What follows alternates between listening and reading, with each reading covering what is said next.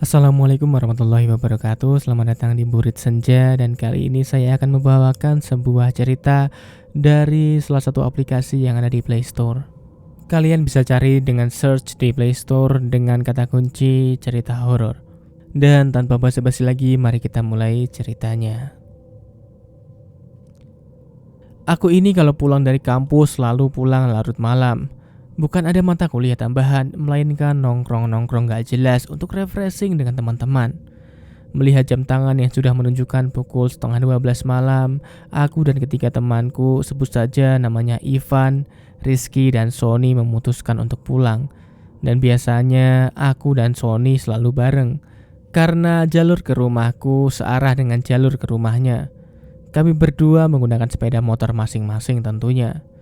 Di awal perjalanan menuju pulang, kami menjalankan motor beriringan satu sama lain. Malam kali ini ditemani hujan rintik-rintik yang dinginnya cukup menembus jaket dan membuat aku menggigil. Tiba-tiba Sony meminggirkan motornya dan mengajak aku untuk mampir bila ada warung nanti di depan.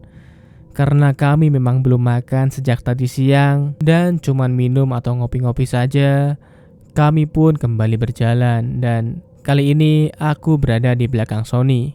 Di perjalanan yang sepi ini hanya ada beberapa pengendara. Sebenarnya malam ini malam yang cukup aneh.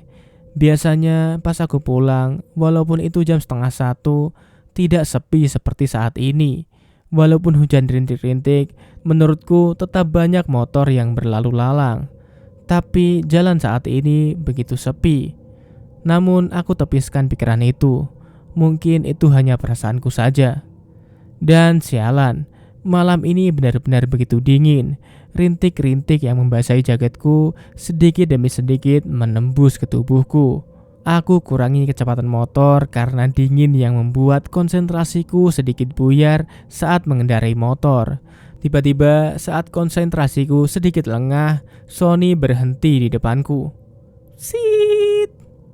Oi, wah parah lu Son, bisa-bisanya lu berhenti tiba-tiba gitu, ucapku pada Sony. Lalu Sony dengan tiba-tiba sedikit terkejut berkata, gue tadi lihat ada polisi tidur gede banget, gue hantem aja, makanya gue berhenti, takut ada apa-apa nih sama motor, ucap Sony. Hah? Polisi tidur? Nggak salah lu Son. Setahu gue ya, di jalan ini gak ada yang namanya polisi tidur. Dan gue dari tadi di belakang lu juga gak ngehantam apapun. Halu lu Son, kataku. Dan hal ini membuat kacau pikiranku. Apa yang sebenarnya terjadi? Apa mungkin Sony lagi ngeprank? Sony gak mungkin ngeprank. Apalagi setauku dia itu orangnya kalem dan untuk bercanda pun cukup susah. Lalu setelah Sony mengecek motornya, kami kembali berjalan. Setelah melalui dan melihat sekitar, ternyata hanya aku dan Sony yang ada di jalan malam itu. Suasana gerimis dan juga gelap benar-benar membuatku heran dan juga sekaligus penasaran. Tak lama dari kejauhan, samar-samar ada lampu 5 watt yang begitu bersinar. Dan semakin dekat, dan semakin dekat, ternyata itu adalah sebuah warung. Warung itu tepat berada di kiri sebuah baliho atau papan iklan besar yang masih kosong. Belum ada iklan yang terpampang pada baliho itu. Akhirnya Sony dan aku berhenti untuk mampir ke warung tersebut. Pas aku turun dari motor, tiba-tiba aku tersandung papan kilometer yang tingginya selutut. Kok aneh sekali? Tiba-tiba ada papan kilometer setinggi lutut yang ada di sampingku. Yang jelas itu membuat kakiku sakit sekali. Tapi ya sudahlah. Faktor dingin dan juga kecapean membuatku gak melihat ada papan kilometer itu. Itulah pikiranku saat ini. Kami berdua masuk ke warung tersebut dan tersedia bangku serta meja di sana. Kami pun duduk dan setelah kami duduk, keluarlah seorang ibu-ibu dan seorang bapak. Sepertinya mereka suami istri dan menyapa dengan ramah sambil tersenyum. Mau pesan apa mas? Tanya si ibu sambil tersenyum. Kopinya aja ya bu 2, masih ada makanan ringan kan? Mungkin roti juga aku juga pesan ya bu 2. Jawab Sony. Ibu-ibu itu pun tersenyum dan kembali masuk ke warung untuk membuatkan kopi. Sambil menunggu, aku pun iseng-iseng bertanya pada suami si ibu di warung itu. "Pak, warungnya buka 24 jam ya?" tanyaku. "Iya mas, saya yang jaga gantian sama istri saya," jawab bapak itu. "Wah, tapi malam ini pak dingin banget, sumpah pak, apalagi jalannya sepi," kataku. Dan bapak itu hanya tersenyum padaku. Lalu tak lama kemudian, si ibu datang membawakan kopinya sambil menyuguhkan roti yang telah kami pesan. "Ini mas kopi sama rotinya." "Wah iya bu, makasih ya bu," jawab Sony. "Ini mas saya buatkan juga tahu isi. Dingin-dingin gini enak loh mas untuk ngisi perut sambil makan gorengan hangat. Wah ini masih hangat loh mas, monggo dicoba," kata ibu warung itu. "Iya bu, terima kasih," jawabku sambil tersenyum. Lagi-lagi sebelum pergi, ibu-ibu itu tersenyum kembali padaku dan juga Sony. Lalu aku ambil tahu isi itu. Kebetulan aku benar-benar sangat lapar karena menerjang dinginnya malam ditambah dengan rintik hujan. Setelah ku makan, ternyata enak juga tahu isi ini. Begitupun dengan sambalnya.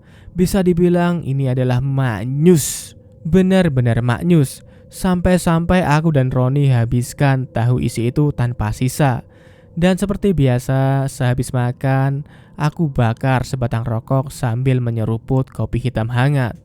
Beberapa saat kemudian, setelah gerimis mulai sedikit reda, aku memanggil sang ibu. "Bu, tadi total berapa ya? Kopi 2, roti 2, dan tahu isi semuanya habis bu. Jadi total berapa ya bu?" ujar Sony sambil tertawa. 20.000 mas," jawab sang ibu sambil tersenyum. Dan setelah kami membayarnya, kami pun segera melanjutkan perjalanan pulang.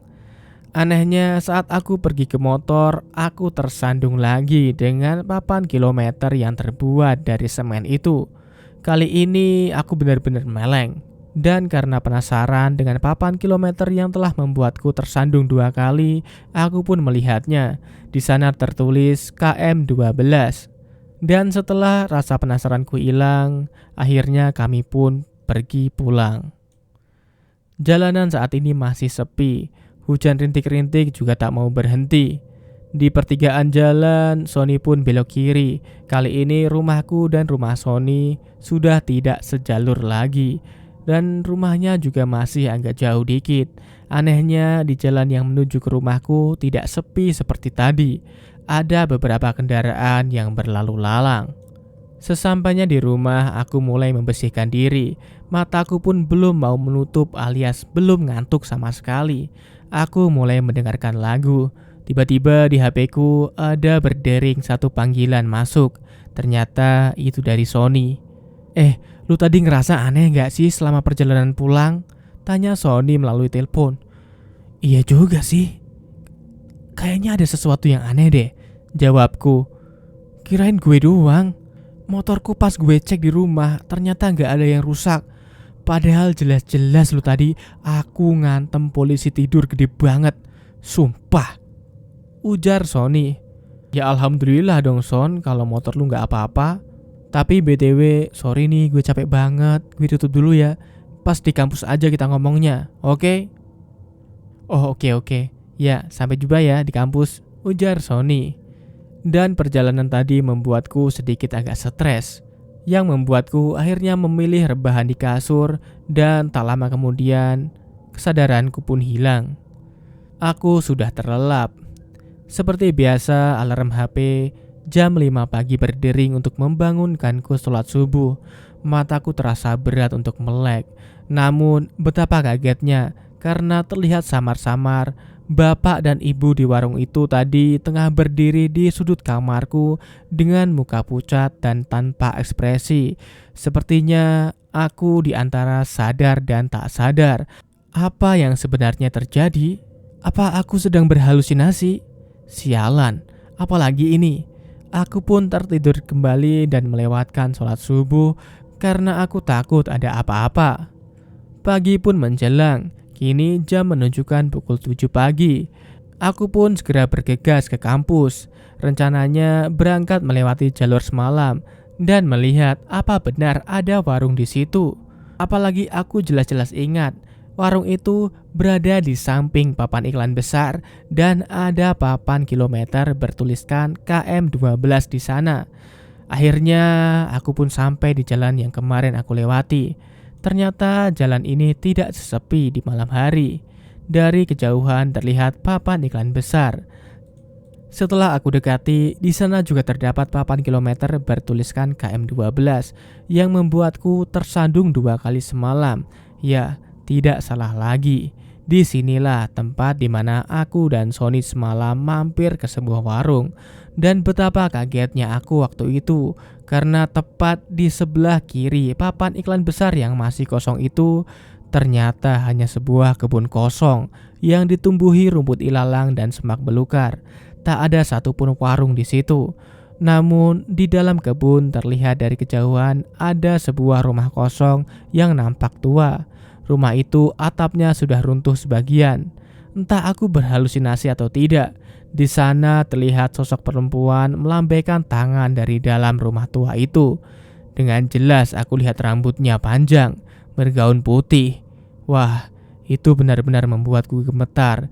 Dan dengan cepat-cepat aku starter motorku untuk segera pergi dari tempat itu. Dan karena aku belum sarapan dan sedikit gemetaran akibat hal sialan tadi, akhirnya aku berhenti di sebuah tempat jualan nasi uduk. "Bu, nasi uduknya 1 ya, Bu?" kataku. "Iya, Mas," jawab ibu itu. "Bu, mau tanya dong, Bu. Jalan sekitar sini sangat ramai ya, Bu. Apa mungkin kalau malam hari sepi ya?" kataku dalam hati.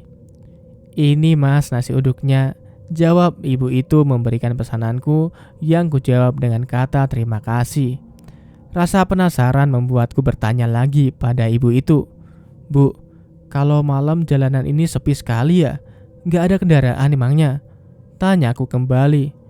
"Oh, nggak gitu, Dik. Kalau malam di sini lumayan rame, apalagi ada truk-truk bermuatan yang diperbolehkan jalan di atas jam 10 malam," jawab ibu itu. "Oh, gitu ya, Bu," kataku. "Hah, lah emangnya kenapa, Mas? Kok pucat gitu? Sakit ya?" tanya ibu itu. Dan akhirnya pun aku menceritakan kejadian semalam. Ibu itu manggut-manggut sambil berkata, "Dulu di kilometer 12 itu ada sebuah truk yang menabrak warung. Warungnya sampai hancur tak berbentuk, Dek. Si pemilik warung juga tewas di situ, Dek. Katanya sih pasangan suami istri. Rumah di belakangnya itu juga pemilik warung yang tewas itu tadi. Jadi yang Masnya makan semalam itu mungkin hanya tipuan saja. Ya mungkin Masnya sebenarnya nggak makan apa-apa," ungkap ibu itu. Mendengar ucapan dari ibu itu, aku cuma bisa berkata, "Saya sih sering lewat sini, Bu, tapi baru kali ini loh, Bu, saya ngerasain hal semacam itu," ucapku. "Ya, gimana ya, Mas? Kemana-mana itu banyakin doa aja sih, Mas," kata ibu itu tak konsisten. Baru saja dia memanggil Dek, tiba-tiba manggil Mas. Mungkin ibu itu juga ngerasa takut kali ya. Dan setelah mendengar penjelasan dari ibu warung itu, aku rasanya ingin pingsan. Berarti penampakan di kamarku pada tadi pagi itu bukan halusinasi, melainkan penampakan hantu sang pemilik warung. Dan sampai kampus pun ketika bertemu dengan Sony, aku sama sekali tak memberitahu hal ini kepada Sony. Aku takut dia akan trauma akan hal ini. Dan cerita ini hanya kupendam semata. Dan itulah kisah yang dapat kubawakan pada kali ini. Semoga kalian terhibur dan mendapatkan hikmah dari cerita tersebut. Terima kasih sudah menonton. Jangan lupa untuk subscribe, like, dan komen.